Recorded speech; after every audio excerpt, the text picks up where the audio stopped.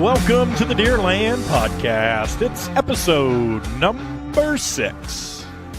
Actually, it's not. It's episode number 7. I was seeing if you guys are paying attention. Yep. Tyler gave me that look. We're at the HQ of the Deerland Podcast, and I'm your host, Mike Boley.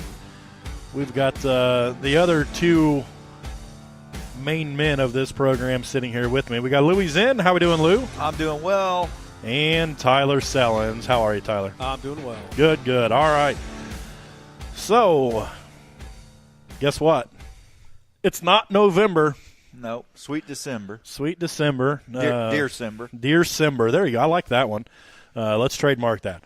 We are 6 days into the month of December already, and a long ways to go before we get another November. So hopefully all you guys enjoyed it, took the most of it. But there's still plenty of season left. About just under 6 weeks, I guess. 45 days or something like that. And 40 days.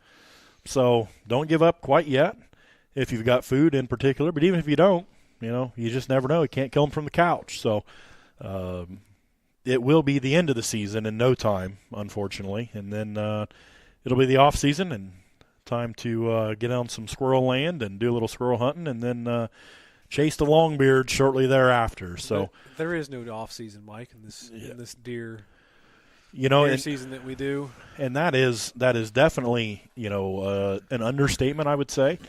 I am now bucked out. No more antler deer in Illinois for me in 2018. So now my season has not totally ended. I do plan on going out this weekend for our muzzleloader season and taking my 3-year-old son out for his first ever hunt of any kind. But as far as chasing mature whitetails, that is over.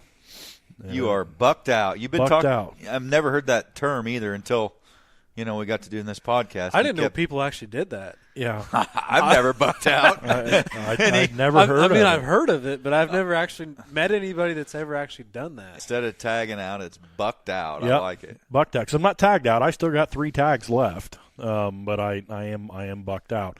Well, I took some time today and listened to that podcast. Rumor has it was close to 2 hours, episode 6. Yeah. It was a little breezy that night. I remember. It was cold, cold and breezy. Cold and breezy. It was good. It was good conversation. It was. I think there was a lot of information to be had, and we're hoping that all you guys made it through the entire episode. So, but what I was leading into. Okay. There was that. There's a segue. This is a segue. There was a buck that we were talking about during that episode, and I even said, Mike, what are you waiting for? Why don't you kill that sucker? And Mr. Zinn did say that. And Mr. Sellens is tired of talking about this deer, hearing of this deer. It's been the saga discussing this deer all year long. So as I said, I am bucked out. My season of chasing mature whitetails is over. Unfortunately, I believe that my season of chasing mature whitetails was over November 3rd when I shot my first buck. However, the Mule Deer Buck did take his last step on the Friday evening of our second gun season. This was a deer that I had put at the top of my list and hunted him hard. Had 3 encounters with him from the field, 2 close encounters with a bow in range. Just didn't make it happen. Had a good pattern on the deer. Plenty of daylight pictures, had a good idea of where he was coming and going and bedding and feeding and all of that. I really felt like he was an animal that I could get my tag wrapped around before the end of the season. So, last episode we talked about our trail cameras, and it's no little-known fact that I do run, a lot of trail cameras on a small piece of property. You said a little bit ago it was 12 cameras on 15 acres. It literally probably was, because I didn't go to a whole lot of the farm this year to put cameras. I mean, I stayed out of a lot of different areas, and, there probably was about 11 cameras this year on probably a 15-acre piece, even though the piece that I own is 35, and I have access to the 44 next to me, but I concentrated my cameras in one area that was little access or little intrusion to get them checked, that I felt that the deer were going to be passing by these locations, if they were around. I'd hate to be a trespasser on Boley Farms. No, and I had that issue early on with a trespasser during turkey season, and so that reminded me that it can happen. Doesn't matter if you're the local cop and everybody knows it; they're still going to go hunting if they want to. So cameras can help on that. Luckily, knock on wood, I haven't had any stolen, unlike Louis' misfortunes down here. But so, anyways, one of the things that I really start doing is trying to save pictures and keep pictures from year to year, and then try to follow the progression as a buck makes as he gets a little bit older. And 2015 is when I really started it. I bought the farm in 14, but I really didn't know what I was doing that year. I mean, I wasn't even bow hunting at that point, just gun hunting, just had a couple cameras. But 2015, I really started to take it a little bit more serious. And then when I shot that first, that 150 that year, then I was really, motivated. So I've got a ton of pictures starting in 2015. So this deer, this mule deer, mule buck deer, muley, whatever you want to call him, we had him in 2015, or I had him in 2015, so I thought, in front of my stand at 6 yards one November afternoon. It was like November 12th, and it was the first time I'd ever seen him, and he'd actually shown up on the farm the night before on camera on November 11th, and I let him go. I'd let him walk. He was a 2-year-old, and then the next year, here's this deer. Clearly, it's him. It was a 3-year-old, real spindly, beams almost touch. All over the place, through velvet, throughout the season. Had him as a 3-year-old that year. Never seen him. He was a real dominant buck. Always ended up busted up. And then 2017, as a 4-year-old, July 11th, he shows up. First picture I had on him, he was full, full velvet, full grown rack, all the way through like July 30th, nonstop, all over the place in velvet. And then he just disappears. And no other pictures of him in 2017 except for October 21st. He come through one evening and walked by one camera. And, again, he was busted up. His big split on his left side, left G2 was already gone. And then that was the only hardhorn picture I'd had of him. So then we come to this year, first camera pull I do, and here's a picture from the back of this deer. And he looks like a mule deer, kind of spindly, long, had a big deep split on his right G2, just a really cool looking deer. And he was with the biggest deer on the farm that evening, and he had just shed his velvet. He was shedding it, it was dropping. And so I'm excited. It's like August 28th or something like that, I think, is when the picture was taken, or September 28th, I'm sorry. So I hope it was for September 28th. Probably August 28th. August 28th, yeah. They're shedding around. Yes. Yeah, in sorry. August 1st, September. August 28th. Yep. So I see this deer, and, I didn't get a good look at him, but just looked like a cool deer. So I kind of put him in the back of my mind. And then as time goes on through September and checking cameras, and he's pretty regular. And I got thinking, man, that looks like this deer that never had a name until episode 3 or whatever it was when we were down in Missouri, and we come up with the Mule Deer Buck. But I always referred to him as the deer that I passed as a 2-year-old. And that's quite real creative. Yeah, I'm not near as name. creative like it is here on North Breck. I just can't come up with that stuff. So, I'm like, it looks just like that deer. Spindly, tall, narrow, a split on his left side. The brow tines were identical. I mean, just the right brow tine was not big, but it was longer. The left brow tine was really small. So many characteristics of this deer matched up that it has to be the same deer. So I added up. I'm like, he's a 5-year-old this year. And when you look at him, he's not your typical Midwestern 5-year-old whitetail. But I also realized that not all 5-year-old deer are going to have 160-inch racks, or, the genetics are just different on everybody. So I kind of just had it set in my mind that I wanted to go after this deer because I had passed him at 2, and then, especially after I shot that 160, I had several pictures of these 2 deer in 2015 on camera, sparring. Thought, man, wouldn't that just be cool to end the story on both of these deer in the same season? And so that's what I had set my goals out to do. Well, I had a couple encounters with him, couldn't make it happen. That just, lit that fire even hotter. And then we come to second season and get out there, and Thursday night I'm out. And it was Thursday morning. Had a couple does out in the beans and some young bucks chasing them around. I thought, well, you know what? I think one of these deer must be getting awfully close to coming in. And these young bucks just kept dogging this poor doe around all over the bean plot. And it's like 9 o'clock. And then a couple of these bucks did a little sparring, went at it for a little while, and then out of the timber between me and them comes this nice 8-pointer. And I'm sure it's the deer that I'd seen a couple nights before that while bow hunting. Just a pretty typical 8. It had a split on 1G2, good mass, good width, not overly tall, but just a good solid deer. And I had him dead to rights Thursday morning. And I sent a picture out, asking if it was a shooter. Tyler calls me off of him. I didn't call you off. And you called yourself off of it already.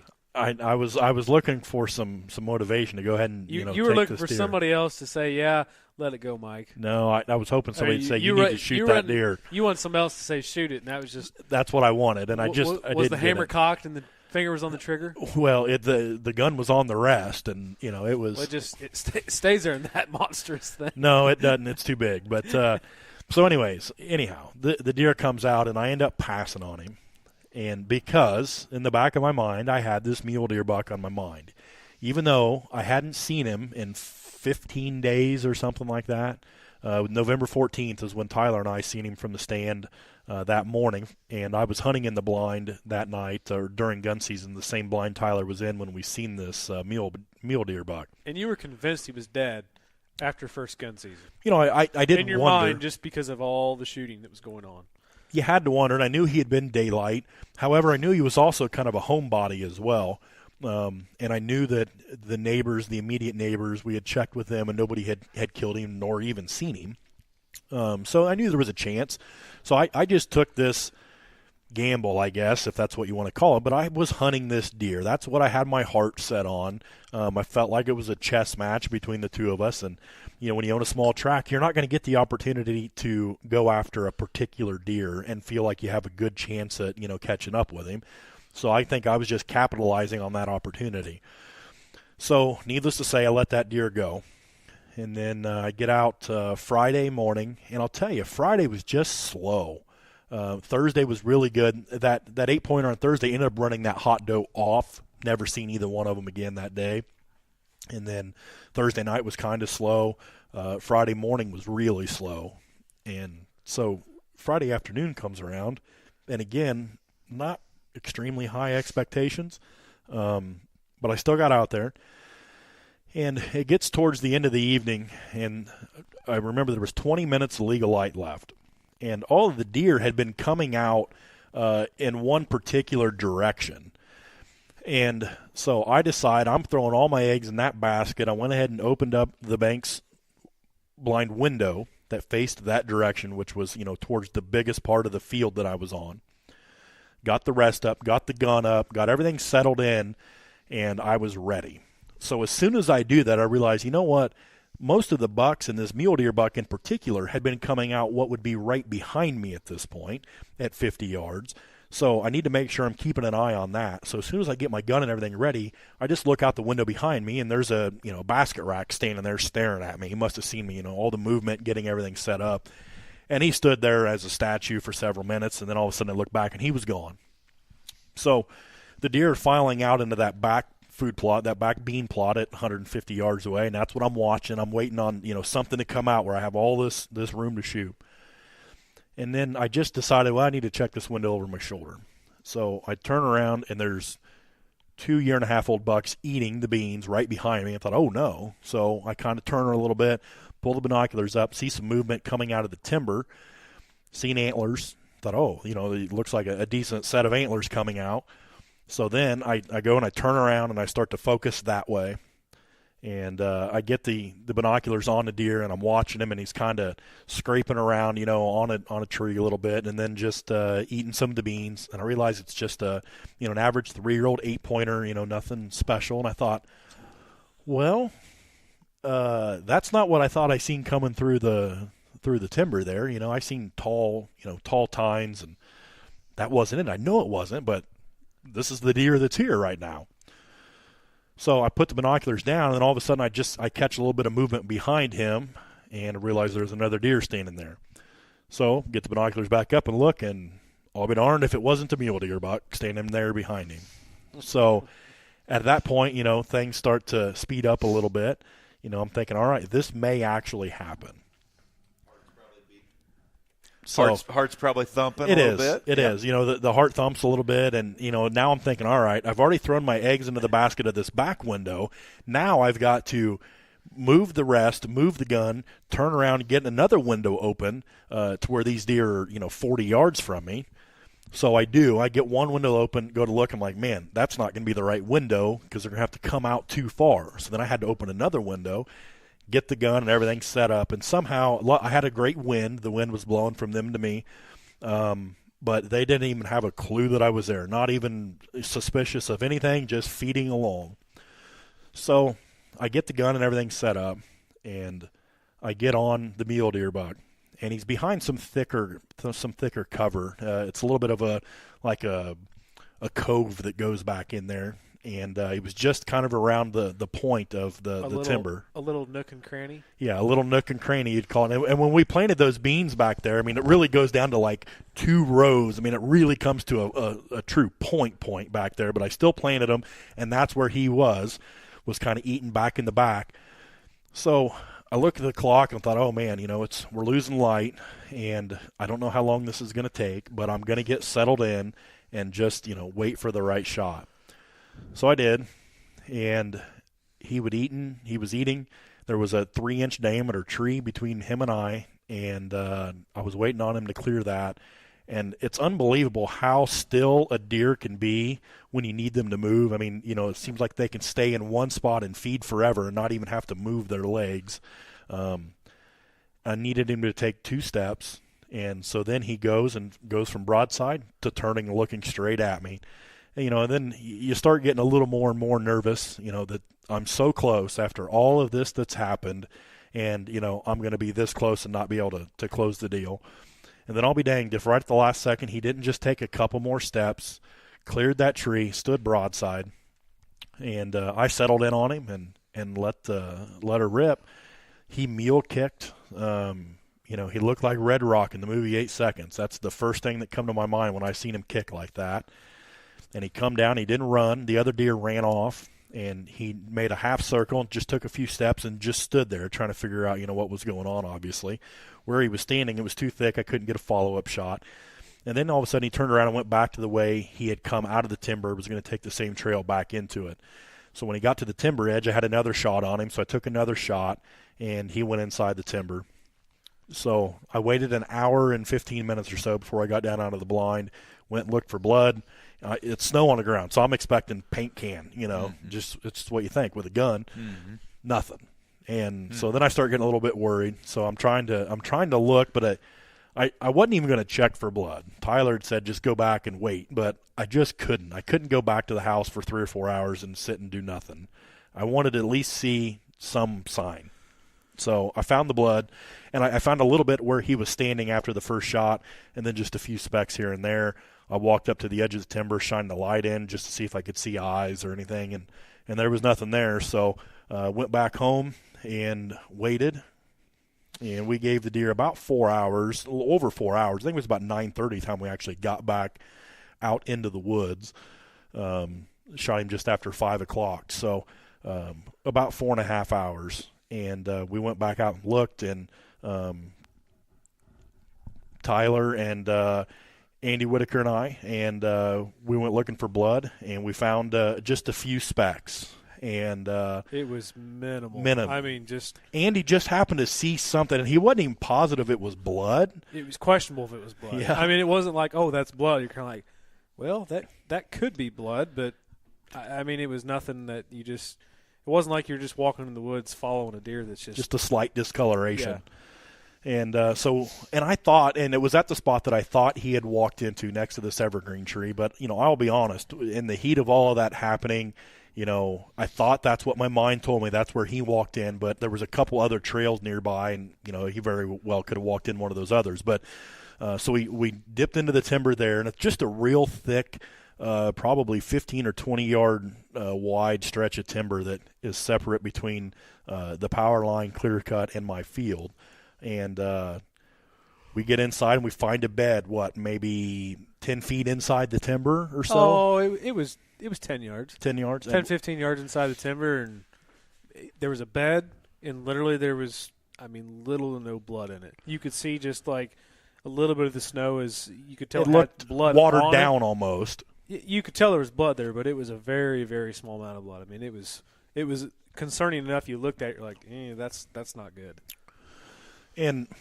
But you could see when he apparently got back up, he had dug a bunch of mud up. There was still snow in there, but you could tell that he had problems getting back up from the bed. And I did notice when he was walking into the timber that he was not using his front left leg, which is the shoulder that I had aimed at. So we continue on. We're trying to look around, and then all of a sudden Tyler shined his light, and you could see him probably 25 yards or so from where we were standing there. Just laying there, and had his back to us. Hadn't made it far.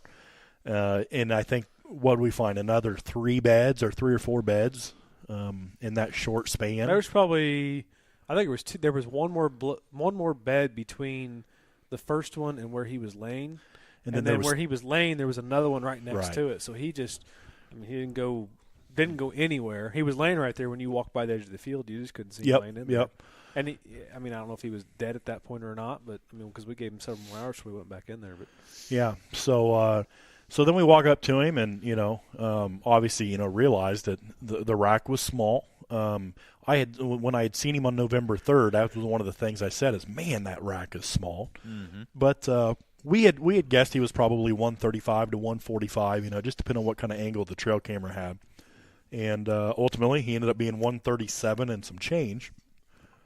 But I went to go get the buggy and drive it. I actually had to go get a knife. We didn't want to jinx ourselves and bring a knife. So, we literally superstitious. Yeah, we literally thought this might be an ordeal. And honestly, we would have waited until morning, but there was a major rainstorm coming. They were talking it could rain for 17 straight hours. Mm-hmm. So we thought we at least needed, and I at least wanted to get inside that timber because I knew I had shot a second time and see if, maybe that had changed matters any, and then go from there. But so we got lucky. So I went back and got the knife, brought the buggy back, and Andy and Tyler had drug the deer out to the edge of the field. It wasn't far. And they had a little bit of concern when I got back that this was way too easy. I didn't have to do any help dragging that deer by any means. Yeah, you were trying to get away from some brush or something. Andy was dragging I let go, and Andy just he practically takes off running to the edge of the field with the deer. Thought, well, So I get down and get looking at him, and sure enough, his bases are pretty small. I got down behind him, to do some gripping and grinning, and it wasn't the rack that was really. Wasn't surprising because all this time, Mike, you've had pictures from 2015, 16, 17, going to 18, thinking this is the same deer. It's got to be a 5-year-old deer, and you've convinced the rest of us, and we've not really questioned you. You've kind of gave it to us. Here it is, and I give you heck sometimes because the pictures you send us the rack, and that's it. Right. But it was one of those things where it was like and Andy and I talked about that while you were gone. We both kind of looked at each other, kind of like, man, is that a 5-year-old deer? That sure doesn't seem. It was kind of like that is a little bitty body on that deer, but you knew the deer better than anybody. You studied it hours upon hours upon hours, but the body just did not add up to what we all thought. And Andy kind of he drug it out there and was like, wow, and we're kind of looking at it, and you got behind the deer and took pictures, and I think you looked at the pictures too. It was like, yikes! Wow, wait a minute here. That compared to the last deer you killed. Well, yeah. So that's the thing. The first deer he killed was 160, a 6 or 7 year old deer. I think he's 7, but he could be 6. Either way, a fully mature deer. And when I got down behind him, granted, this one here, was still he was still warm and limber and everything, but still, I went and grabbed. It was all you and I could do to get that deer onto the back of the buggy. and At that, I'm still falling off, and we could. I mean, couldn't do it. It was 2 grown men wrestling a deer up there. So I got down behind comical. this thing, and I thought, yikes. And this is a little different. Oh, man. It's a different feel. I thought, what have I done? And, you know, I at the time, you know, I'm still happy, but I'm confused. I'm like, what's going on here? You know, I mean, this just doesn't make any sense. So, you know, we get him back, and Tyler and I just kind of pick him up and put him in the back of the buggy, you know, whereas before, like we said, we wrestled the last one. Tyler about broke his neck. This was way too easy. Mm-hmm. Went and hung him up in the garage, and it's had a few deer hung up in it this year from the same setup. The last deer, you know, the neck was like on the ground and the head was the head's sideways. cocked sideways, and you know, I mean, like ears and eyeballs are still in the concrete because you can't. And go up this high one, enough. the nose is a few inches from hitting the concrete, and I thought, yo, this is not good. So then I get into the mode. I'm like, what happened? You know, where did this go wrong? And so there's a few things that I want to take from this. You know, for one, no matter how hard you try, I want to kill mature deer, and that is my objective, and I do everything in my power to accomplish that. However, I failed to do that in this deer. Personally, it takes nothing away from it for me. The chase that I had, the chess match, the experiences of going after this deer were something I'll remember forever. I hope I don't go through this every year, because it is mentally grueling to have a deer on your mind that much that you feel is that killable, if for lack of a better word. I mean, he was that visible. So I would not change that for anything. You do wonder, what could this deer have been, you know, if he's got a couple more years. I mean, you don't know. This could have been the biggest rack he ever had. Who knows? I mean, that's a lot of what ifs, but you know, the number one thing of killing young deer, that why I don't do it, is I feel like the animal deserves the opportunity to reach his full potential, to reach a point where he is on his game the most, you know, where he is, you know, a little bit wiser and smarter, but also just reaching his full body and antler potential too. I think that's what we owe it to the animals for, and that's why I do it. Everyone's going to have their own opinion on why they hunt whatever it is that they do decide to hunt. What do you think his live weight was? I don't know. I will have 150, 160? Probably. Yeah. Literally, the body looked like a big doe. Yeah. When he's gutted, hanging in the garage, I looked at that and I'm like, that just looks like a big doe. Yeah. I mean, it looks like a. So, Mike, you just showed me. I mean, you know, you got here, you brought the jaw. You know, I kind of know the picture or the story behind the Muley Buck, but you just showed me pictures of that deer at the age of 2, 3, 4, and then in 2018 it's 5. And then I look at the harvest pictures. It's the same deer, man. Yeah, it's unbelievable. It's the same deer. There's no way with all those, the kicker and the brow tines. The brow. It's like you're acting like it's got to be a 3-year-old or 2 or 3-year-old deer. No, you can't convince me otherwise that that's not a 5-year-old. But he's a pygmy deer. He's got something wrong with him. He's on a diet. He's just small. It is weird because But you look at his jaw and absolutely those back molar teeth. Mike and I were just looking at earlier the jaw. Mike's got the jawbone here at HQ, and we were looking at it, and it wasn't a question of whether we could make him 3 or 4 years old. It's a question if we can make him a 2 or go to a 3-year-old. It's where we're confident he's 2 years old. Can we make him a 3-year-old? Yeah. But I think the moral of what we're all getting at here, and maybe we talked about this before we started this, but is last week we talked about trail cameras and what we're all using for trail cameras, and we get so caught up in trail cameras and pictures and this deer's that deer and year to year and what's he changed and how much did he grow and characteristics, and in some years I think that it's just you can have some deer that are very similar but are different deer. I don't buy it. I mean, this one is awfully close now. So the deer that you killed just showed up this one day. This year, And the one last year just vanished, just disappeared. No, I don't believe it. Yeah. You killed a 5-year-old deer that was physically challenged.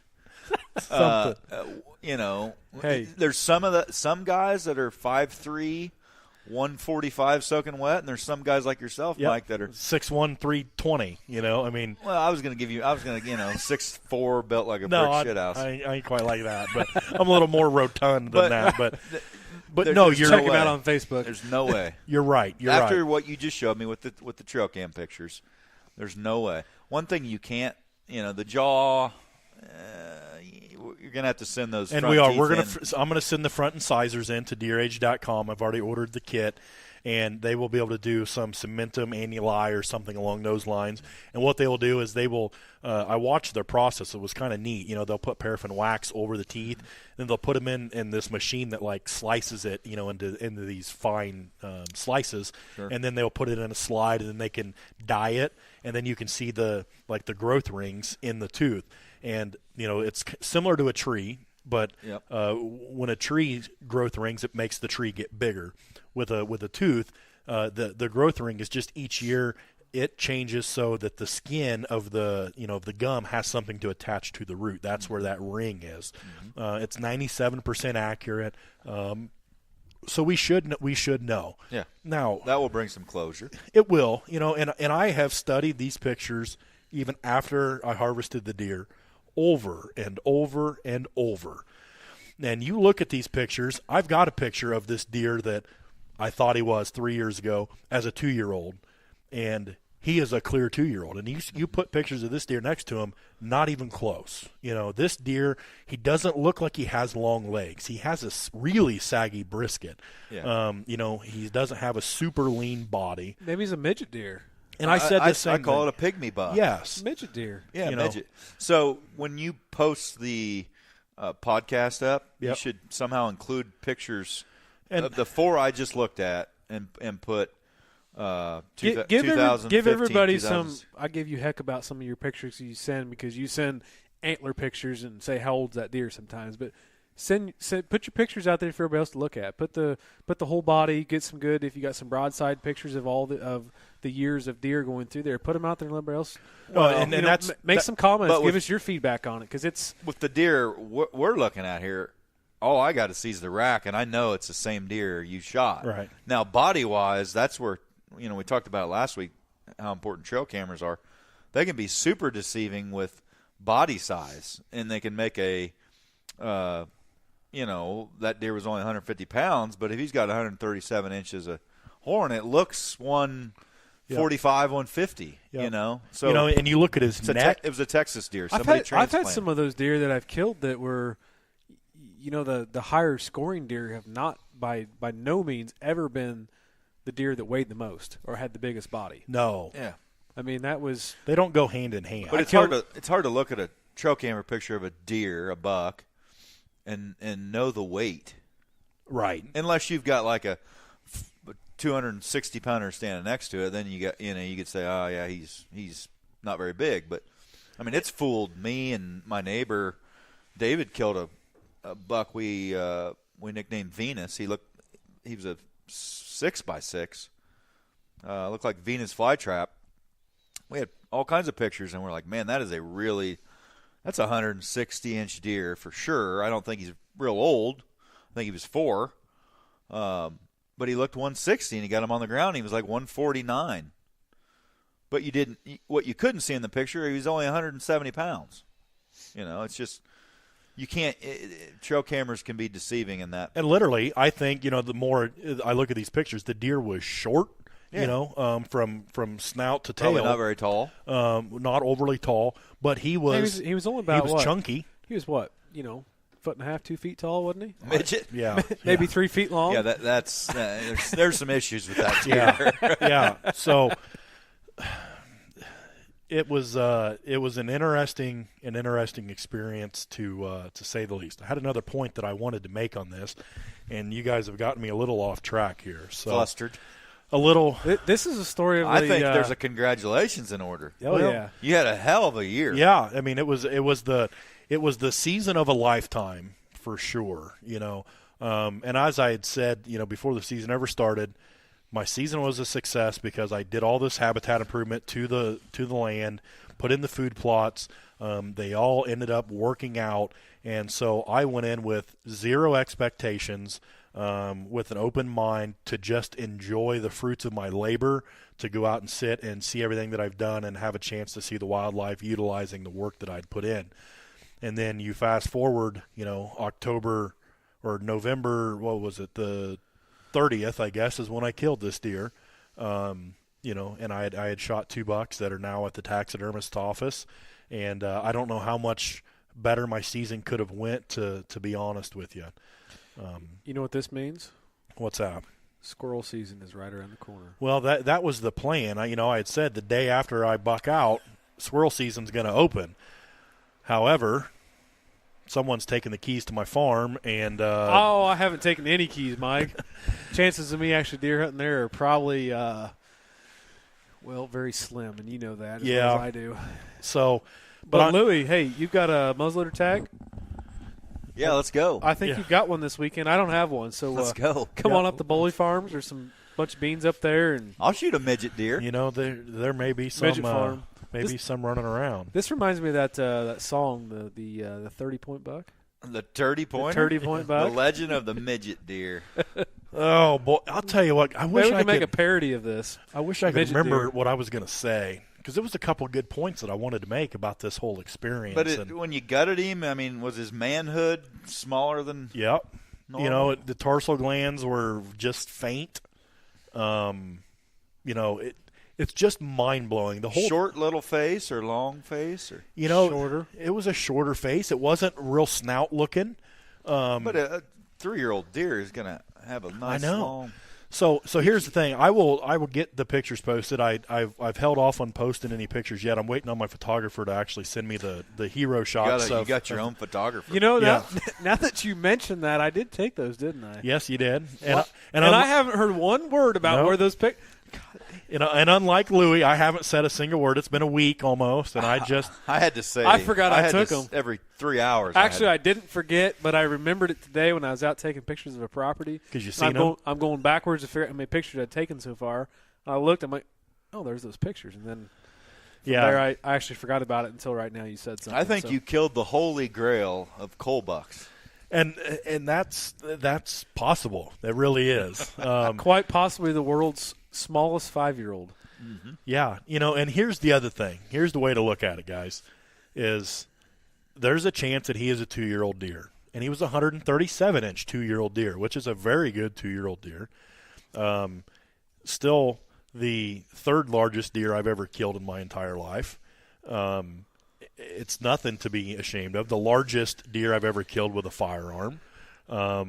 So I can't get too wrapped up in it. I don't want to get down. It's not like this was an oops deer. This wasn't a deer that come by that I thought, oh, no, there's a mature deer, and shoot it and realize, oh, man, I made a mistake. This is a deer that I was targeting. And not only was I targeting him, I was, like, dreaming about him and, nonstop. This is the deer that was on my mind. So I closed that chapter. I'm proud of that. I enjoyed every bit of it. And it's a done deal. And now we will find out some more of the details. But it is just a reminder that, sometimes you just never know. And, when you get these pictures, I'll get these pictures online. They'll be on Instagram and on our Facebook page as well. And you will be able to see some of these pictures of this deer and see it for yourself. He's not going to look like a 2-year-old for sure. He may look 3 or 4. And his teeth say that he's not. But one thing we know, he's not a button buck. He's not a button buck, and he's not going to get any older.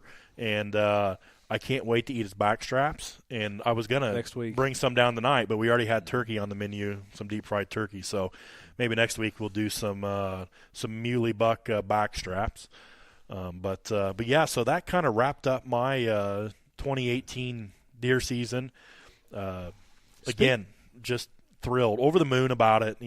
Thankful for all the help that everyone's given me, the advice, and I think it was a great year for me to start this Deerland podcast because I'd done this a couple years ago. I didn't have a whole lot to show for my efforts, And, here we are this year. I think it's bringing me some good luck. It's looking like you know what you're doing. Yeah, and we'll see how things go. And it does do one of those things where come next year, my standards are probably going to be a little bit higher than maybe what they were this year.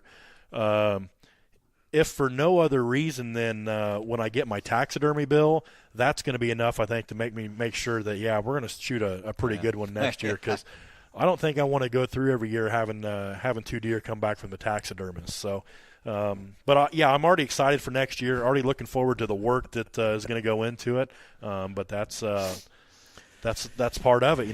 That's the fun of being a land manager and a property owner, is getting to do all the off-season work. Even though there is no off-season. So, man, how about that turkey we had tonight? Very good. The Missouri bird was tougher than shoe leather. Yeah. But I got to give a shout out to Rick Moyer for the rank seasoning. Rank seasoning. Rank. Yeah, we did put a little rank seasoning on there. If you guys haven't tried it, out of Florida, Rick Moyer, he I don't know if he still produces it or not, but maybe limited supply to certain people sometimes. But you probably should have checked on the availability of it first before you get out to all of our listeners and they start. Well, hey, Rick, if you guys want some, I'm sure Rick can. He will produce it. Like a single batch, all season. Don't bother asking for the recipe, because he's not going to divulge what that is. But it's good stuff. Good on anything. It is. Yeah, always has been. So, I guess that's probably enough about the Mule Deer Buck, and it's probably the last we'll hear from it until we get the aging of the teeth back. I think it's a 90-day type of turnaround. So. That'll be right before turkey season, so that'll give us something to talk about deer-wise, I guess, when turkey season's getting close. And we'll kind of put the bow on it, I guess. Yep. The story has been written as far as the chase and the harvest and all of that, but this will just kind of be the bow on the whole ordeal. And it's not going to change me, one way or the other. Just be some peace of mind, a little closure. Interesting. I've never done this before. I've never sent teeth off into. Yeah. What was the website again, Mike? Deerage.com. Deerage.com. They're out in Missoula, Montana. I think the company was originally down in Texas, and it looks like it's under new ownership as of 2018. So, I had my deer sent off. My taxidermist did it, but he sent the teeth out of my buck from last year, the one I killed January 14th, and. It took. I bet I got the results in like June, so it takes a while. But it. This year, I mean, they tell you it's a 90-day. You can buy a 45-day package or a 90-day package to get your results back. So, who knows? I may start doing this more. Tyler and I were talking that we wish we would have saved the jaw from that first one, just to see what a guaranteed mature deer is and see what the wear pattern and stuff was. And I probably should have sent those teeth off to see, because I know he's 6 or 7, but just to see for sure. But it doesn't matter. It's it's not a huge deal. I think it says something that the deer age, the laboratory that you're sending it to, wants to have the front sizers instead of the back molars, because I think the back molars. Am I saying that correctly? Molars. Yeah. I think they're different depending on where the deer is and what he's eating and. Yeah, and so what they're doing is they're taking it from the root, and they can still do the same testing on the molar if for some reason you break the incisors or whatever off. However, it's not quite as accurate. That root, the pattern on that root isn't quite as accurate as it is on the incisors. So we're going to see how we're going to see how good you guys are at aging a deer, because you looked at the molars. Yep. And said that he was 2 or 3. 2. I'm calling him 2.5. Yeah. Wow. I'm calling 2.5 and sticking with it. But it's going to be good. If he comes back 3.5, I mean, it's one of those. We did some of this, the tooth aging in QDMA level 2. I know I've talked about this class before, but that was one of those things where they kind of went through the process of looking at that, of can you go on to the next age based on what the tooth tells you, and I'm stuck at 2. I can't sit here and say, okay, yeah, I can give you 3. I can confidently say that I know he's 2. Is he 3? I'm going to stick with the 2. Mike, I think you're on the fence about even going to 3. No, for sure 2. The 3's questionable. The dentine, the levels of dentine on the molars does appear to make it look like a 2-year-old. However, the lingual crests, they look kind of like a mountaintop, and the second molar on one of those is a little more rounded. It isn't quite as sharp as the third one, and based off of that could show that it's a 3-year-old. So what if he comes back 5? How can we explain it? We're going to send him to the Smithsonian or something. I don't. If he comes back 5 years old, then I think the deer had like A gum disease and he couldn't eat? I don't know. I think really he was on a diet, and he probably ran daily and only ate so much food and Too much honeysuckle in his diet? I don't know. But it is, in my line of work, in police work, we don't believe in coincidences. So when I see this deer that looks so much like this other deer, my brain is telling me it's not a coincidence. It's not a coincidence. It's the same deer. Well, some of the other physical evidence is telling me otherwise, and so that's why we're going to have. They call themselves the CSI of deer aging, and we're going to send it off to that lab and let them do their thing, and see what they have to say about it. But it makes a great story. The hunt, the chase, the near misses, the stress that I went through in this deer, and then to be able to successfully end it. That's what it is about. And for all you people out there that are hunting, again, sometimes it happens you may kill a 2-year-old deer, but if you did it the right way and you put in the time and are proud of your harvest, man, that's what matters. And again, he is at the taxidermist. Yeah. He is going to be on my wall forever. And if he comes back as a 2-year-old deer, I'm going to have a 2-year-old deer on my wall, and I'm not going to be ashamed of it. No, because it's got a heck of a story. And so loved it. A great season. I'm already missing, not getting to go out and chase any more antler deer. You are this year. bucked out. I am bucked out. So we have our muzzleloader season this weekend. You could get a buck on a pattern for Louie or I and just give us a ring. Yeah, I haven't checked cameras since Thanksgiving, so I need to get out there and get cameras checked. Just not been a need, has there? There just hasn't. I mean, even with second season, I said, there's not really a point in doing so.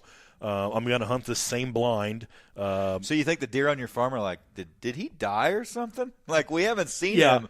We haven't seen him cruising around. Where's our little brother at? Yeah. wondering where I'm at. They're not out there saying, "Where's Dad? Where's Grandpa?" They're like, "Where's the little brother?" They said the midget died, and now our owner. Yeah, he hasn't been around. Yeah, I haven't. He's not waving at us. I haven't been out, to hunt or check cameras at all. So. But again, the reason I didn't check cameras ultimately before second season is because whatever showed up on those, we're not going to change my approach to hunt that weekend. So I was riding out this one spot, and I knew that if he came back, that he was going to come out in the spot where he did, where Tyler and I had seen him on November 14th. And if he didn't, then he wasn't going to. And when I passed that deer on Thursday night, again, I had no idea if he was still alive or if he'd been back, but I still didn't take the shot. And I can promise you, if it had not been for this mule deer buck, that deer that come out Thursday morning, would have gotten shot at. He would have. Final question, Mike. Yeah.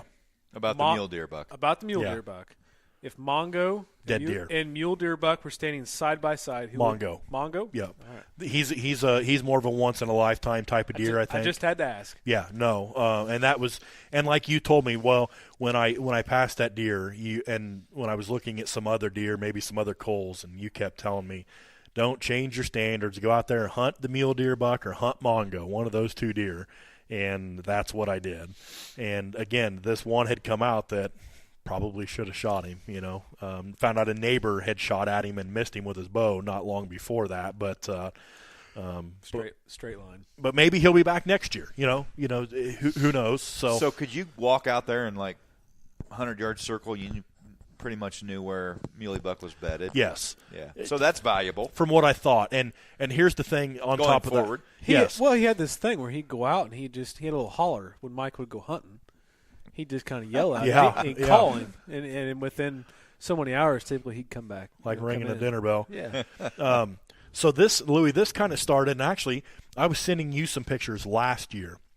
I had this really old 8-pointer, monster body, little rack, 120-inch rack maybe, but just a brute of an old deer. And I was starting to get a little bit of a pattern on him throughout October, and it was kind of in this same area. I didn't have cameras set up in quite the same locations. I did some clearing of some, overgrowth and stuff like that in the meantime since. But in the cameras I did have around there, this buck was frequenting them close to daylight, in the mornings, close to sunset in the evenings, back and forth. And I really thought I was going to have a chance at this deer. I believe Halloween night he winded me. He got behind me in a stand that I knew was the potential was there for that to happen. Never seen him again. Never had a picture of him again after that. But I was sending you these pictures, and you were saying, you don't even know where this camera is in my farm, but I'm sending you pictures repeatedly, and you're saying that deer's got to be within 100 yards. He's bedded within 100 yards of there. Mm-hmm. And this year, the mule deer buck was doing the same thing at the same places, heading back to bed in the mornings, coming out in the evenings, just religiously. When you seen him, you could tell which direction he was going, and so I know he was right in there. So within 100 yards, yes, I feel that I have a good idea of where one of his preferred beds are. It ain't like they have deeded right. land that they go back to, but one of his preferred areas that he liked to bed was really close to there. So very good chance maybe next year another buck takes up that spot, and we can do it again. But I'll tell you what's got me excited, Mike, is second season, you're out hunting, and you're telling me about all the turkeys you've got. Yeah. Longbeards. And I'm going to bring up a story because I'm going to make you tell it here. Okay. Is the story about the trespasser that was standing at the entrance of Parker's. That was you hadn't told anybody about this. No. And I'm calling you out on it here. I'm going to have you tell the story because it's kind of comical. Mike's got a pile of turkeys. He's got a bunch of hens, a bunch of longbeards over here in this group, and Mike happens to turn and the sun's just right and looks out the window towards Parker's entrance. About 100 yards. And there stands what? So what did you tell me was standing there? So let's, while we're talking about turkeys, we ate some turkey bird tonight. Longbirds, yes. So there was a pile of these birds.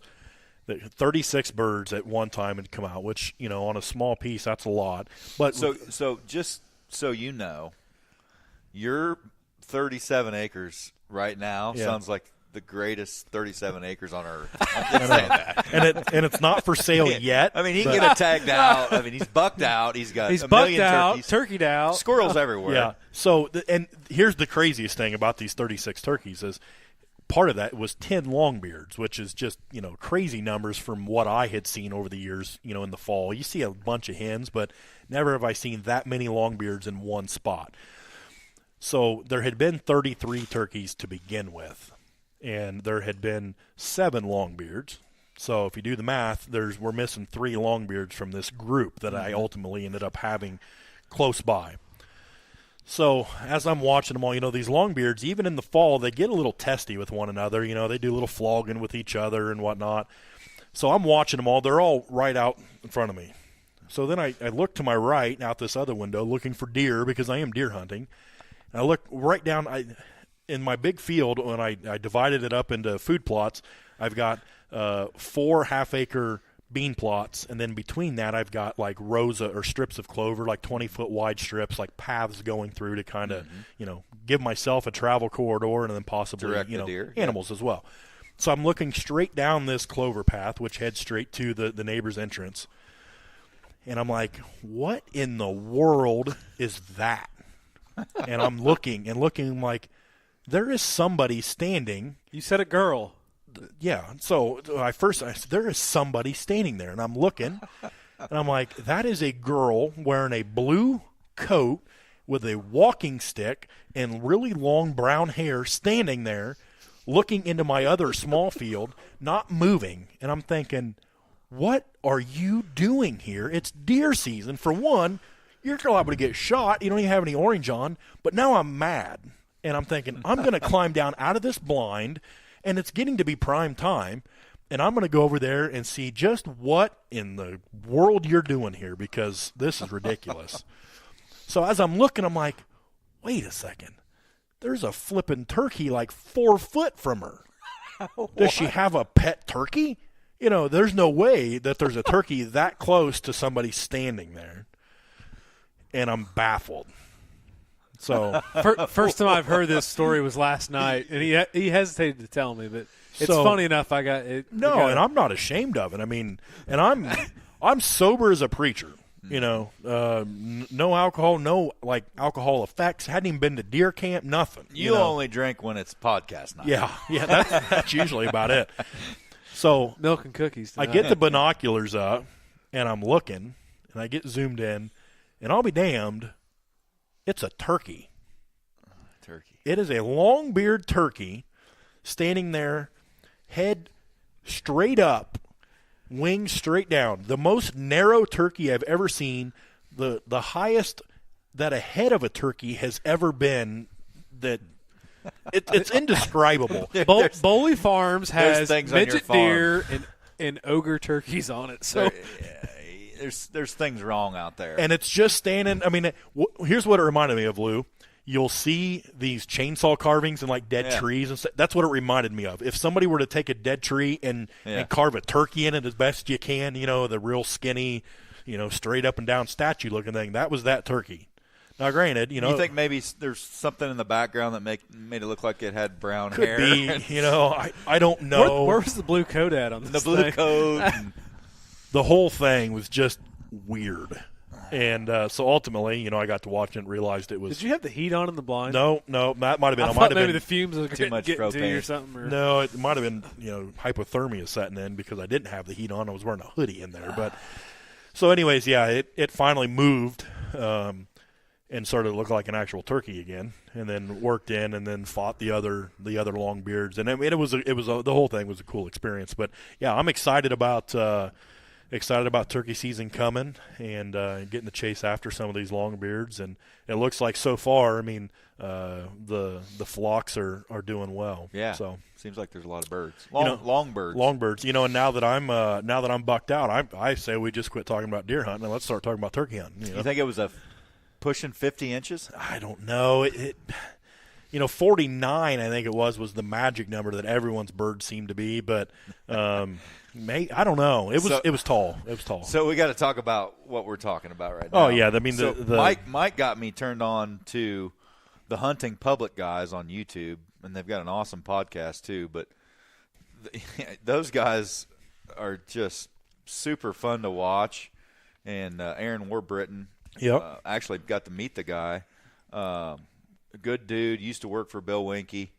They've got the Hunting Public going on. They got a ton of viewers, but they hunt public ground and they hunt way harder than us. I mean, it brings back a lot of good memories the way they hunted and the way we used to do it when we were young and didn't have kids and weren't married. But those guys, when they kill a turkey, they don't measure the beard or the spurs. They measure how long the turkey is. Yep, from the snood, the limp snood to the end of the tail feathers. And if you get to 50 inches, it's like world record. Yeah, I mean they haven't had one over 49. Well, 48. Was it Zach that killed one in Alabama that was long, Longbird, and then Ted Miller had that 97-incher or something because he killed two in one spot and he put them together and measured them off. But yeah, it's Greg Clements, Aaron Warbriton, and Zach Farrenball. Those three guys own the company. Then they've got Jake Hubersham or something, and he's part of them as well. And they got a couple interns, Logan and Ted. And they're a lot of fun. Addicting. Again, Greg and Aaron and Zach come from Midwest Whitetail, had been longtime employees there 5, 6, 7 years, decided to go out on their own and give this a shot. And Scott Pruka is another one of the guys that kind of went with them. He hunts more public or private land. He has his own farms up by Albia. But you talk about guys that are hunting on a budget and just do it. I mean, they go to the surplus store, and some of them buy Army camo, and I mean, they're hunting from the ground a lot. Tree saddles, now, and ghillie suits, and it's really cool to watch. And even me, being a private land hunter, a small parcel private land hunter, I've learned a lot of stuff from them as far as scouting your way in and out, looking for fresh sign. Trusting the sign, trying not to move too far past it. If you see sign, you might want to hunt it till you know that it's no longer any good. just a lot of little things. But they're just not worried too much about scent, but more about play the wind, how they get in, and how. And they're not worried about antler size or to them. I mean, a mature deer is 3, but they go to Alabama and they're just happy to take a 2-year-old, on public land, and they're happy with it. And that there's no reason to even look down on those guys for that. I mean, because that's what they're out to do, and they're happy for it, and that's what's awesome. But they're just a great group of guys. Yeah. Greg's wife Mindy, does a lot of the cooking for them, but she'll also go out and drag a deer out with them, and it reminds me of, just some good old boys that love what they do, and they're good at what they do. They're killers. Yeah. Phenomenal photographers and videographers and editors, and they have a great program. So I really like that episode where they were tracking that deer. They got up at they shot the deer. They tracked it for a while. They knew it was a marginal hit. They went back. They slept a while. They got up at like 2 a.m., went back out, tracked it, and then one of the dudes is like, well, if we don't find him, or if we do find him, I'm just going to stay out here and hunt. Yep. I mean, they don't sleep, they don't eat, they don't hunt. Drink water half the time. I mean, it's crazy, but it's a lot of fun. I mean, they're entertaining to watch. So check their videos out on YouTube, and they're on Instagram as well. But they're just out walking through the woods and find a tree, and they do a lot of scouting with Onyx, which is something that I've started to use even with my small farm, using a lot of the tools on it to share information with other people is a great thing as well. But they do use a lot of Onyx, and they will take and they've got a lot of videos out there too of how to scout from maps. So if you're going to take a public land hunt out, in Colorado or something, figure out the section that you're going to be hunting in, or the zone that you'll be having a tag for, and then figure out where you want to go, and then you do a lot of scouting from the map, use the topographic lines, and drop a bunch of pins everywhere. Spots, and then you can download those maps onto your phone, so you can use it offline, because even around here we lose cell phone service a lot. I'm sure out there it's even worse. And Tyler, you hunt out west several times, and it's really spotty to have cell service, but with Onyx, it's spotty out west. But I'll have to say that North Breck here is probably the spottiest. Oh, it's crazy in the world. yeah. But you can download a map and save it. You don't need service. That's correct. Yeah, and that's what. Yeah, you can save it for offline use. Right. And it's like still got it. It's like 5 mile. You can load, or you can download different widths, if you want a 5 mile or 10 mile or 20 mile area, and the file size will be different. But that way, when you get out there, you've got it all on your phone. You can put your phone on airplane mode, and battery life will last a lot longer, and all you're using is just the GPS. So they do a lot of that with Onyx, and I love Onyx myself. This is my first year using it. I'd always used Hunt Stand before, and I think you still use a little bit of Hunt Stand, and I will some as well. But I just like the Onyx a little bit better. It just opened my eyes to all the, there's a lot of good stuff on YouTube. The only hunting shows aren't just on the Sportsman's Channel and the Outdoor Channel. That's exactly right. There's some really good stuff on YouTube. And some very, put together, not just guys out there with GoPros and, tough to watch type stuff. I mean, they put these shows together like they could be on, any one of the Outdoor Sportsman Group, platforms, but they have control over it. And they kind of get to do it their own way. And that's why you're seeing more and more of this going forward. And it's free, Well, it's also good to know that the younger generation is following them, and we're going to that's what we some need. New hunters out of it. We've got to worry about our our hunter retention. What is the 3 R's? Recruitment, retention, and to bring them back. Retention. Yeah. It's to reintroduce. Reintroduction. That's the 3 R's. That we're trying to do with the hunting is bring in new people, keep the ones we have, and then bring back some of the ones that used to hunt. So the people that are able to get on these digital platforms, and kind of like what we're doing here in a way, is it kind of brings some fun back to the sport a little bit. I mean, not that there wasn't the fun in the sport, but it had changed. There's some of the I mean there was so much focus on certain aspects of it, of what some of the shows were.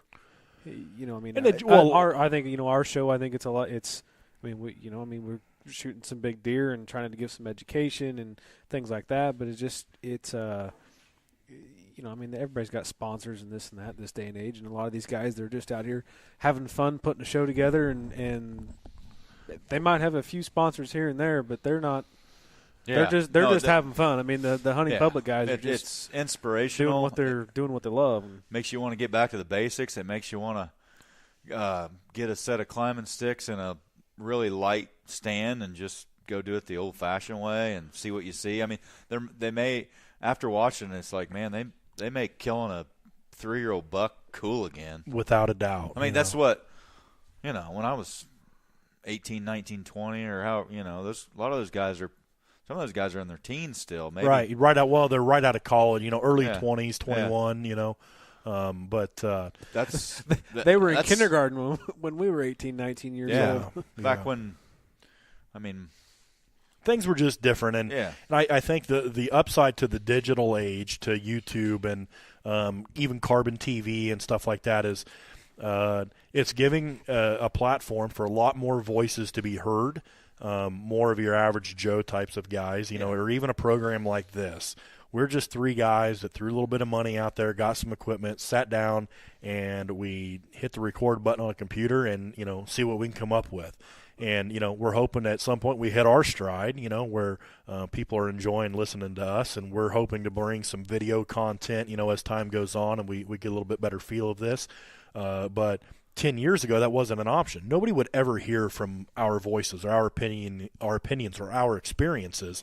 Nobody would know about the Mule Deer Buck because I'm never going to be on the Outdoor Sportsman's group, And I honestly, at this point, don't really have a desire to. I mean, I'm happy with what we're doing here. Maybe we should have froze that deer. I mean, maybe he's a legit midget 5-year-old. He's Smithsonian material.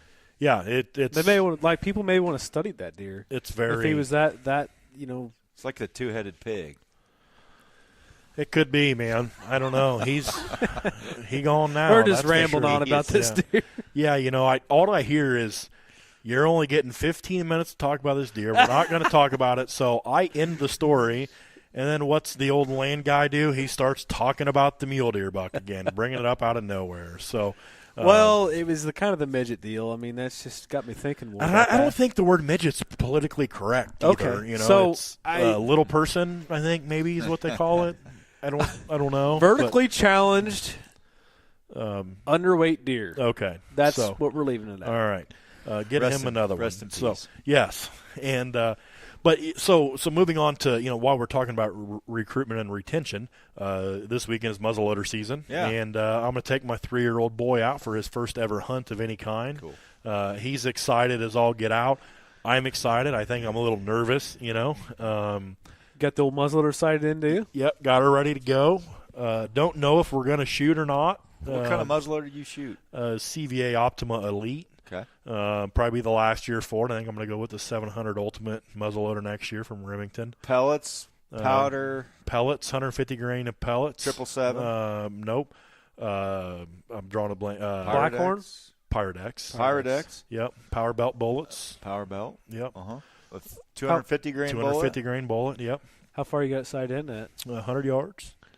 Pretty good group this year. What do you got it at 100? Is it inch high? Is it? See, I'm using the. You got it like a BDC. Yes, cool. For the muzzleloader. Cheating. You're cheating. You darn right, I'm cheating. And I, last year I was ready. Reach out there and touch one. And what's your comfortable 150, 200? Probably 150. When you're bucked out. Yeah. I mean, so 50, you're just doe 30. hunting. I'm just doe hunting is all that I'm doing. So last year I had her ready. I was comfortable to 150, and I shot a doe. First deer I'd ever harvested with a muzzleloader at like 17 yards. So she was dead. She 17 yards. I don't remember that. Yeah, she come right out by me. I mean, where'd you hold on her? Like dead on. Dead square. Yeah. Brown. Did you remember to turn your scope to 3? And they still had on 12. All I could see was brown. I just pulled the trigger. And that's what's weird. I use these 3x9 by 40 scopes, and even at 9 power, I mean, you can still see pretty well even at up close distances. But and that was another deer. I shot her, and it was Saturday of muzzleloader season last year, and it had snowed, and the deer were coming out a long ways away, and I was getting discouraged. I thought, I went out there just to kill a doe. And you always think, it ain't no big deal. Kill a doe. Well, here it is. I've hunted Friday morning, Friday night, Saturday morning. Here it is Saturday night. Hadn't had an opportunity yet. And the deer, again, were coming out way at the other end. And last year I played like Plinko with my banks blind, just moving it back and forth and trying to get close to these deer. And it just was not a good strategy. But I'll be darned if right towards the last light, all of a sudden a line of does come out right next to the blind, and they're walking right by me.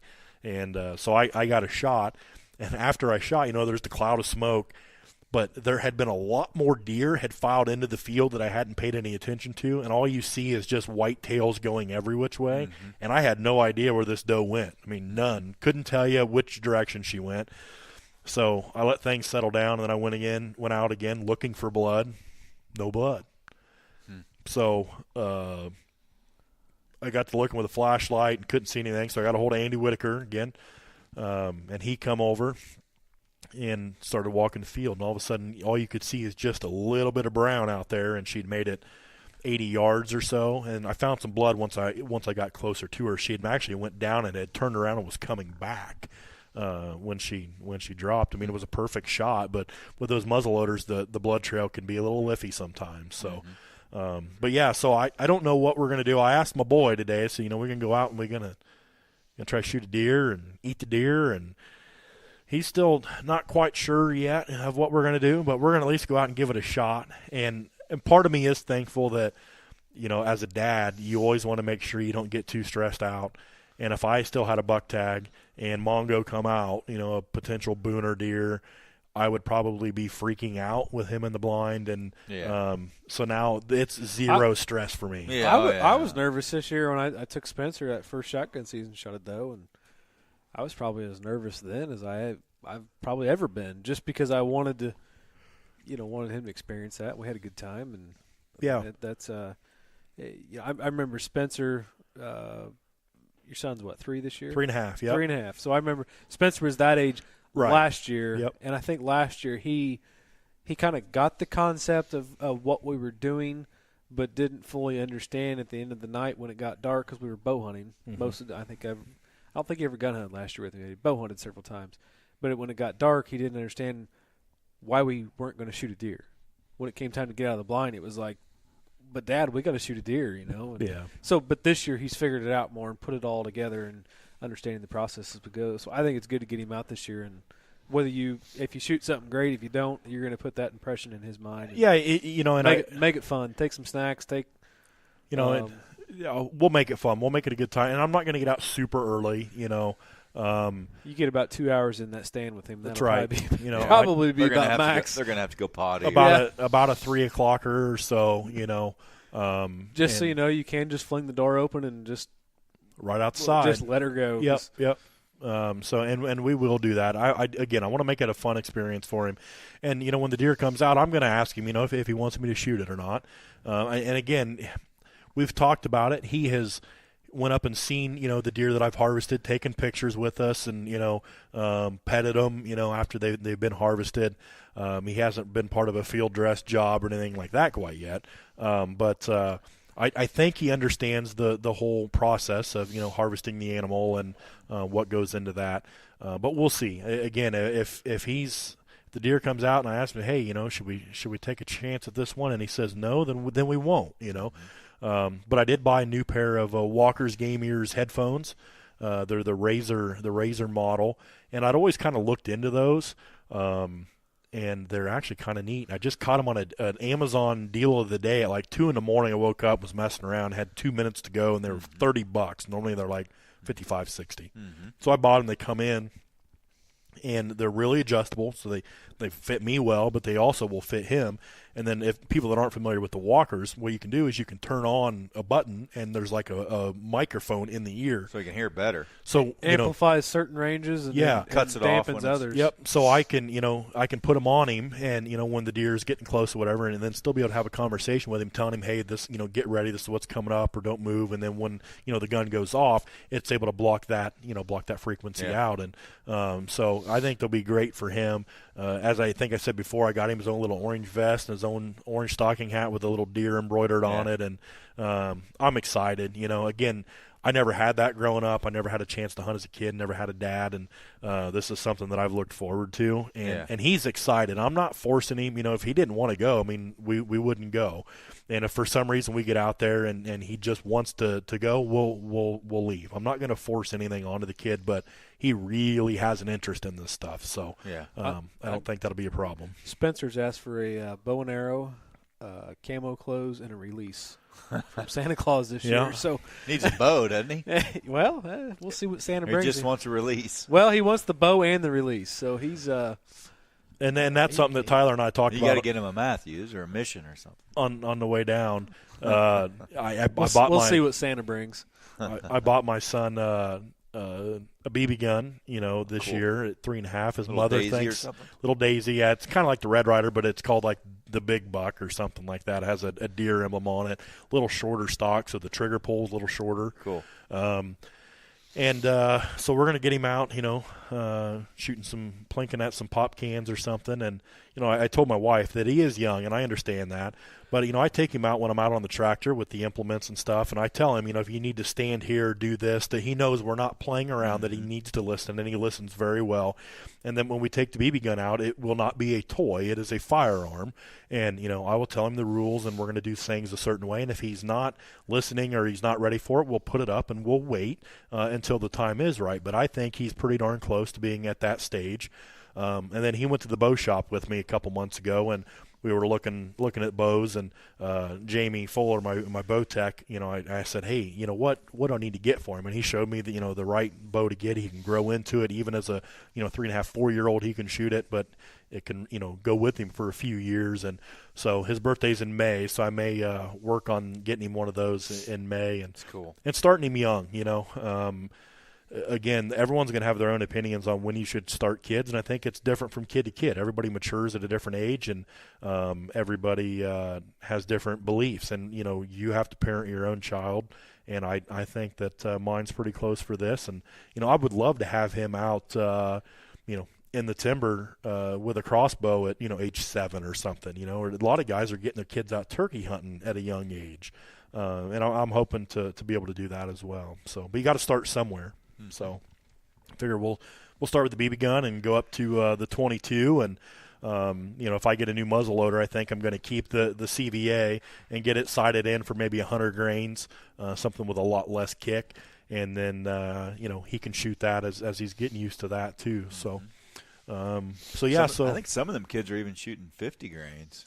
Are they? Really? Yeah, I thought there was even less than 100. Yeah, 75-yard gun. Yeah, pretty short distance. So, very, very with a lighter kick. bullet. You got to get a lighter bullet. Yep. But yeah, even if and when they're really young, I mean, honestly, 40 or 50 yards is probably all that you want to be shooting at anyhow. So, I'll do some exploring on what the options may be. But again. I want to give him the opportunity at a young age, and maybe he can get a leg up on this, and not be myself in your 30s trying to figure all this out, and he can learn young, and then another 10 years from now, he can be out there shooting all the deer, and I'll just watch, I guess. So that's what I'm excited for. So. What do you got going on this weekend, Louie? Any plans for muzzleloader season? No, we've got Christmas parties all weekend. And I'm working Sunday, so tomorrow afternoon will be the only day I get to hunt. Wow. Yeah. The real world. Wow. I got to hunt quite a bit this year. So that's the thing. If I had a bunch of big deer running around, you could probably squeeze it in a little bit. I'd be pretty butthurt over the whole deal. But I've got a couple coal bucks I'd like to kill still. And actually, one of them showed up on camera yesterday, right up here. Yep. So tomorrow afternoon could be good. The pressure's supposed to be off the charts tomorrow. I'll be honest with you. 30.59 or something like that. That's up there. Yeah. So I killed this deer 6 days ago. I haven't looked at the weather since. Yeah. Yeah, it's amazing you quit looking at the weather. Unbelievable. He's bucked out. He doesn't care about the weather anymore. I mean, starting, beginning of October, we had a pretty cool October, and there was some cold weather early on. So I started watching the weather hardcore 1st of October and all the way through every day, sometimes 2, 3, 4, 5 times a day, and looking at that day and 10 days, and you just kind of get obsessive with what the weather forecast is. And I could not tell you what the high is going to be tomorrow or what it was today or next week.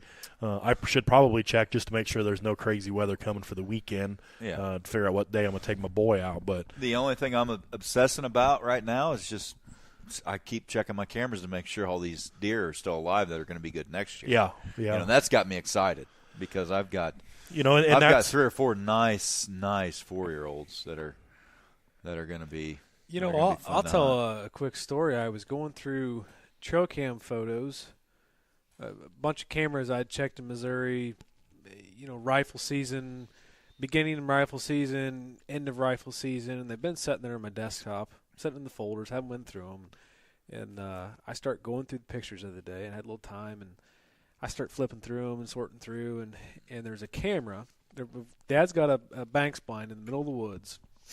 I know that may not be the the best place to have one, but it's a hub right in the middle of the woods that literally the deer just come from any and all directions. And, your head's on a swivel all the time because you just never know where they're going to come from, where they're going. But there's a camera that's probably 75 yards due west of the blind, and it's on a trail coming in, the trail that we can drive through the woods right there. But Dad comes in, and he angles right to the blind there. And opening morning of rifle season, deer we call heavy, that some neighbors, farmers during youth season, a kid nicked him on the back. Made it through that, looked like it was healing up good, and then the day before rifle season, neighbors to the south of us, they hit him in the shoulder. And then opening morning of rifle season, there he is at 75 yards, right by the blind. And Dad never said anything about it, but I was going through photos and looked at it. And so did you talk to Walt about this? I've asked him. I have. Because I'm flipping through the pictures, and I'm like looking at this, and I'm like, man, sure that date's not right, because that's right by the blind. He had to see that. But Walt's taken a few trips around the sun, but I think he's still got his wits about him. I don't think there's any dementia or anything like that setting in yet. But nap time. Well, so I accused him of that. I said, Dad, were you napping at 7:20 in the morning of opening day rifle season? I said, because the deer was right there. There's no way you could miss that thing, unless you were just. You know how those blinds are, though. You're looking out these windows, and all of a sudden you turn around and you look out that window, and there's a deer. You don't know where he came from. He's just there. Because you can't hear nothing. And he's got some reading material in the blinds that have some great articles in them, and he may have been buried into an article and just missed it. Just could have been drinking coffee, or I don't know. It's playing on it. I bet he was on his phone. The deer I've been after all year that I really wanted to kill down there, either him or I didn't care who killed it. It was a deer that we had picture after picture after picture and just daylight photos all the time. And it was just to the point where it's like, we've got to catch up with this thing eventually. And then I go check cameras, and I'm looking at these at the date stamp on that. And I'm like, you've got to be kidding me. Well, opening the morning of rifle season, there he is. If you'd have looked out that window to the northwest, you'd have seen him. And we recorded a podcast at camp that night at Missouri camp that night, and he'd seen 20 deer, 20 plus deer, 25 deer that day. He sat all day that day, and he wasn't planning on it, but he said the deer just kind of kept coming and coming, and maybe he had a deer out in front and he didn't. That's all I can figure. The deer looked like he was moving, but I hope he's still alive. Just because I know he was hit the day before in the shoulder, and you could see the hit. But the neighbor said it literally snapped off. The arrow snapped off at the insert. Yeah. So they didn't get any penetration, but you could still see some blood on that shoulder, and So I don't know. I'm hopeful that he makes it. I hope the infection doesn't kill him or coyotes or anything else. But. And talking about next year, that is something I'm not overly concerned, but I have a little hesitation about what next year may look like on my farm. We had some outsiders that had come in and had access to the property for a while that took off a couple of younger deer. Then obviously I took the Mule Deer Buck that is potentially a younger deer, and then did harvest, a mature one. Ryan Kirby's dad, Roger, got a nice, 4-year-old, I believe. So we've had some deer taken off the section this year, but there are still some running around. And then every year you still never know. So I'm optimistic. I'll be excited. But again, I got 2 at the taxidermist this year. I've got plenty of time, and again, my standards are going to be a little bit different than what they were probably. And you got a lot of days left to hunt squirrels. Yes, and I'm excited. And today, I haven't even had a chance to open it yet. My Stephen Ranella, the Meat Eater cookbook, come in today. It was was released a couple weeks ago, and I pre-ordered it. It come in. There's over 100 new recipes. There is a section on squirrel. I believe that the buffalo squirrel recipe is in there, and I want to try that. So, and I'm excited to get out there with you guys too, and just kind of making it an event. And what was the squirrel population like this year during bow season? Did you? Of course, I know you hunted out of a blind lot, but I hunted more out of a stand than I did last year. Lot of good. Certain areas, there was pretty good squirrel numbers. Maybe we're gonna have a little squirrel competition. I'm intrigued by the squirrel dog. Yeah, from Kevin Murphy down. I mean, that's a big thing down in the South, and they breed them things. They pay big money for them. Big money. So it is. That Ranell is just a wealth of knowledge. Unbelievable. What a good host of just a down TV to show earth and a podcast. Just an everyday type of guy. Man. And he's one of those like bucket list podcast guests. He's I think awesome. to get him on, and good dude. Michigan dude. Born and raised, and so. Let's have him come down for a hunt. Yeah, very, very good listening, and squirrel open. And that I've talked about Doug Duran on the podcast before, and that's one of his guys that Doug had just sent him a letter at one time and just said, "Hey, this is who I am, and kind of liked your show, and would like to invite you to come hunt here." And obviously Ranell was a little like, "All right, there are a lot of weirdos out there. He's this guy serious," and they just kind of started talking, and then took him up on the offer, and here we are several years later, and they're good friends, and cool. But yeah, his programming, his podcast is awesome. They're mostly 2.5 hours long, but man, they're just so good to listen to, and they talk about so much stuff that has absolutely nothing to do with me or anything that I'll be doing, but I can't get enough of it. Just it's good entertainment. So check out all the Meat Eater stuff, and they've actually just undergone a large change where they've brought in Mark Kenyon with Wired to Hunt, and they've joined a bunch of other companies into one called the Meat Eater Inc. So check them out. A lot of great content on there, articles and podcasts and videos and stuff like that. So, but yeah, I'm excited for this cookbook to go through some of the recipes in it. It talks about butchering, preparing the game, everything from beaver and turtle to moose and elk and deer and just everything. So speaking of preparing the game, Mike, we're going to be doing some summer sausage here in the coming weeks. Yeah, that's my plan. Yeah, so that's the plan. We're going to head down to Missouri to down to turkey camp, what I call turkey camp anyway. But go down to Dad's place, and he's got all the right equipment. So, Louis, if you've got any stuffer and the smoker, he's got it all there. So I've got the Mule Deer Buck that Andy and I deboned the other day, and that's in the freezer. You got a doe in the freezer already. Got a doe. I'm gonna try some. Went on an antelope hunt earlier this year in October. So I've got antelope. We've got I think between Dad and I, we've got 4 antelope. Oh wow! Nice. So I may try to do some of just that, just see what it's like, and do some different flavors. We did it last year, and it's I will say that when you go to the locker and you take your meat in, and you probably sit there and you look up at the price of what summer sausage or snack sticks or any of that stuff cost, and it's $4.50 a pound. It is steep, but if you stop and you take the time to do it and go through the process of grinding the meat and mixing the stuff and putting the soy into it and cooking it, and you get a lot of time involved into that, and it is I understand after doing it last year now of why it costs what it does to go get that stuff made. There's a lot of time from a custom butcher. So did you guys? I didn't even ask. Did you guys just cook it in the oven, or did you use the smoker? We didn't use the smoker. We just used an oven last year. I think we need to try using a smoker. I would like to do that. Yeah. I mean, I've got an big logs or the big. I've got an electric one. If your dad doesn't want to fire up the big one, or if it's too much work to hold a temperature on it, I've got that electric one that I think would work probably just as well. Just hang them from the top and yeah. Louis got it. You got a Traeger? I do, but we actually use the electric smoker when we do deer bologna. Yeah, Okay. I think When we you hang get it from more the smoke. top, you can get those. See, and I don't have You those can inserts, stack- but I need to get those, I guess, to hang them. Well, you can Just lay 'em on the just grates. rig something, or you can lay them on the grates if they'll fit. Yeah, and I think I wanted to we can try either some do- 1 pound. Yeah. We were hanging them We- just so it's more uniform. Because if you lay them on a grate, then you almost have to flip them over every now and then, just because the grate, Yeah, you get those lines in it. right. We were hanging them from the top in one of those master built Yeah, smokers, and I think we just rigged some sort of hanging system. Not a big deal, yeah. but And- man, just excellent. So yeah, and I've never done it before, but A lot of people just use liquid smoke right. and they stick them in the oven, where It's hard to just beat not the same. a real smoke. No, it's never the same.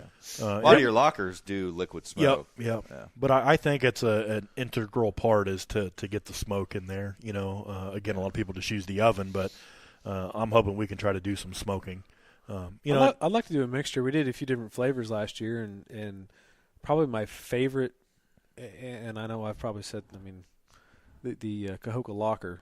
Oh, yeah, that's where I They've all got mine some done. phenomenal deer summer sausage, in my opinion. Yep. But you can go in there, and if you just tell them how many pounds of meat you have, they will mix it all out and sell it to you. Don't ask what's in it because they're not going to tell you. Right. But they'll give you the seasoning for it to go home and make it yourself. Yeah, so they don't have to. Yeah, They don't mess with it, and they just basically, I'm sure that it's an upcharge in there for In for the 2015, I had that doe and that buck both, and I took all that meat down there essentially. A ton of meat, and had snack sticks and sausage made up, and it was very good. So yeah, I'm looking to do some cheese, maybe some cheese and peppers, and cheese, jalapenos, black pepper. Oh man, It's Yeah. good. and I never got to try any of the stuff you guys made last year, but I want to give it a shot, and maybe when it's all said and done, maybe next year I'll take it to a place and have it done. I don't know, but I'm hoping not. I think we can make it a good fun day. And But by far the easiest way to make summer sausage is just take it somewhere and write the check and be done. $200 or $300. But Yeah. it's costly. But I enjoyed it. It was was something down there I was able to do together. And Yep. It was a process and learn. And if you It's an all day deal. it was not it wasn't a hurry up and do it in an hour. No, it was. It was you grind it and mix it and put the soy in, and if you don't like doing dishes, you're not going to like doing summer sausage because It's now the messy. one thing I may try is the new locker in Carthage, Farmhouse Meat Company, I Farmhouse think it's meats, called. yeah. You can have bratwurst made up there. Yeah, deer bratwurst. Sure. And I've always wanted to try that. I love bratwurst, but I just need to get a hold of them and see about bringing them deboned meat and what their like minimum order is. When I went to Cahokia, you had to have so many pounds of meat to do a certain flavor of sticks and a certain flavor of summer sausage. But I'd like to try to do some of their bratwurst. But we'll see. So yeah, I'm hoping to maybe take a doe this weekend if it all works out. If not, Tyler, maybe you can get out and get one shot here pretty quick. Try to have 80, 100 pounds of meat. it's what we're able to have To do probably this. the time we get the antelope and Mike's deer and my deer and Yeah. So, but again, if you're going to do it, do it once and make the mess once and do the cleanup once. But yeah, interesting to see how it'll go, and I like giving the stuff away. That's part of the reason I like that kind of stuff is everyone seems to like summer sausage and stuff. Give so. a friend or give maybe a landowner that helped you Yep. get onto a piece of property. Yep. Give So him some bring meat. it to a podcast. yeah, bring it to a podcast and A little jerky maybe. Nah, I don't do the jerky, but no. Okay. So I got some orthodontia work that has been done that isn't very conducive to chewing on jerky. The one thing I've noticed with deer jerky especially is if we make it, we put it in them little Ziploc bags and we take it out deer hunting or just take it to work. Right. My jaws always are Oh sore. boy, You can't just eat one piece of it either. No. it's a lot of work. Yeah. Never fails. You make a bag of it. Next thing you know, a day or two later, it's all It's gone. hard on your teeth, Yeah, so but it's so good. it is. But no, I'm excited to get down to the Sellens farm and try some of this out. I've never even attempted any of this, so it'll be a learning experience for me. But be good times with good people. So that's part of this whole outdoors and hunting thing. It just continues on, even to preparing the food. So. Anything else you guys want to? What were we going to talk about this podcast? And you guys were so worried about that, and I said, let's just kind of roll with it. I wanted to talk about this deer and the trials and tribulations of it. And it seems that you get the three of us together, we never run into problems of coming up short and not having enough things to talk about. I'm sure we would like to be a little more structured. But, again, I just talked about the Meat Eater podcast with Steve Ranella. And, I think they have some things they'd like to hit on.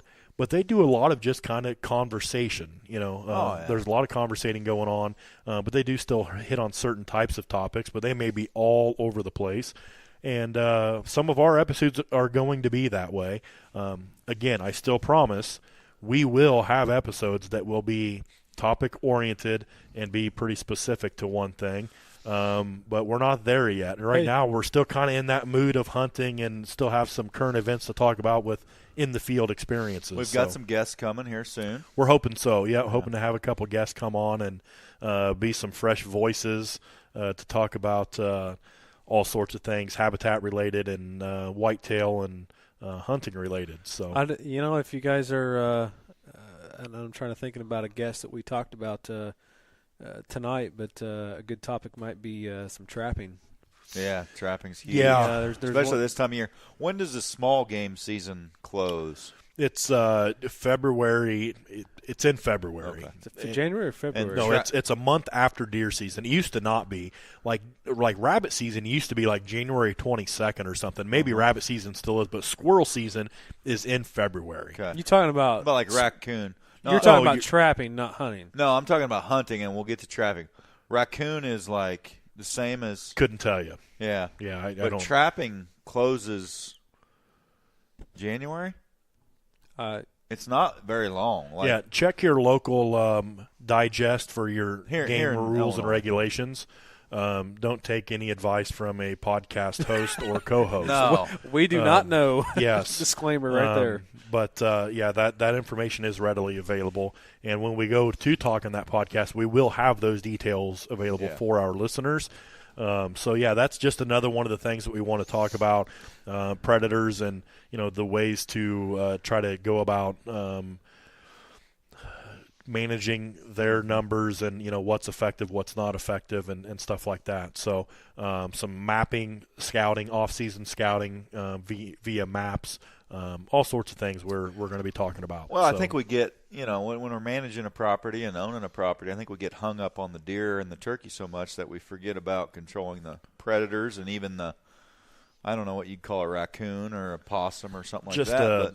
We need they're predators. They're they're egg eaters. The possums and the raccoons. I never realized just how detrimental they can be to a turkey flock with the egg predation and and other animals will do that as well. Even hawks and stuff like that. I think it's time we get a hold on the raccoons. The raccoons are just unbelievable. Prevalent. And I was talking to a person that lives nearby me, and we got to talking about raccoons last night.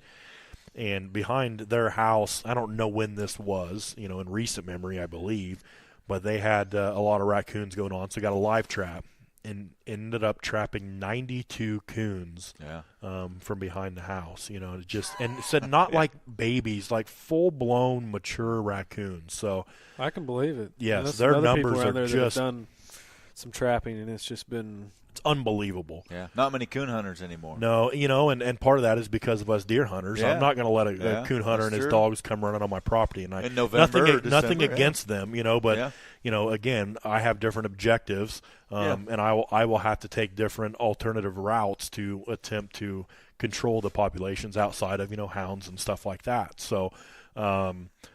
And that's something we're going to get into and get a hold of some guys that know what they're doing and can give some great insight on that. And, we'll learn something from it, and maybe we'll try to put that into practice on our farms going forward. So stick with us. Again, I know, we say it all the time, but, we have great ideas for this podcast. And here we are 7 episodes in.